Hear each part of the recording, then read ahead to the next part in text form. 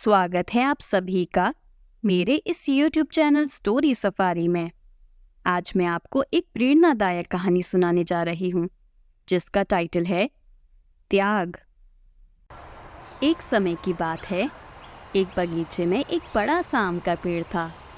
वो पेड़ अपने आप में ही संपूर्ण था। वो लोगों को छाया देता, ढेर सारे आम देता और सूखी लकड़ियाँ भी देता। एक बार एक बच्चा थका हारा आम के पेड़ के नीचे आराम करने आया।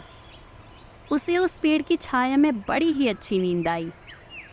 अब वो प्रतिदिन उस पेड़ के नीचे बैठता और वहीं खेलता। उस आम के पेड़ को भी बच्चे से काफ़ी लगाव हो गया था। बच्चे का वहाँ आना और उसके साथ खेलना उसे बड़ा ही अच्छा लगता था। पर अचानक एक दिन वह बच्चा दोबारा लौटकर नहीं आया। ऐसे ही कई वर्ष बीत गए और एक दिन वही बच्चा जो थोड़ा बड़ा हो चुका था वापस उसी पेड़ के पास आया। पेड़ ने उसे पहचान लिया और वो बहुत खुश हुआ। उसने लड़के से खेलने को कहा, पर लड़का उदास होकर बोला कि अब वो बड़ा हो गया है और अब वो उसके साथ नहीं खेल सकता। उसे अब एक नया खिलौना चाहिए जिसके लिए उसके पास पैसे नहीं हैं। तब पेड़ ने उसे सुझाव दिया कि वो पेड़ से आम तोड़कर बाजार में बेचे और उनसे मिले पैसों से वो अपने लिए एक नया खिलौना ले आए। लड़के को सुझाव पसंद आया और उसने वैसा ही करा। पर उसके बाद वो लड़का उस पेड़ के पास वापस नहीं आया।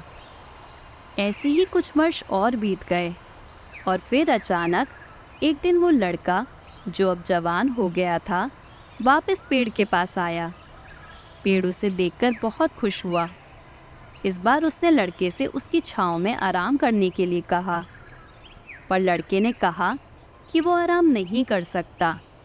उसे पैसों की ज़रूरत है क्योंकि उसे अपने घर के लिए एक अच्छा फर्नीचर चाहिए। तब पेड़ ने युवक को सुझाव दिया कि उसका तना और शाखाएं बहुत ही मजबूत हैं और वो उन्हें ही काटकर उनका फर्नीचर बना दे। युवक ने ऐसा ही करा। उसने खुशी खुशी पेड़ को काटा और उसके बाद वो फिर वापस नहीं आया। अब पेड़ फिर से उदास हो गया।